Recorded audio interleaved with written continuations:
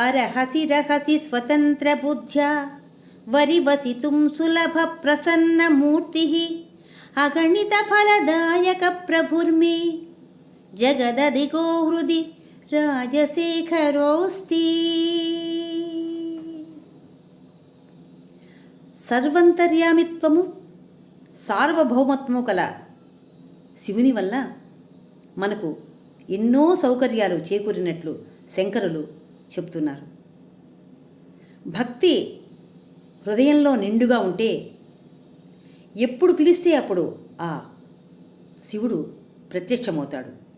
ఏకాంతంగా కానీ జనం సమూహంలో కానీ కూడా మనం ధ్యానించవచ్చు. అంతేగాని కొండల్లో కోణల్లో ధ్యాన జప తపాదులు నిర్వహించాల్సిన అవసరమే లేదు. సర్వంతర్యామైన శివుని యొక్క దృష్టిలో అందరూ కూడా సమానులే అని భావం.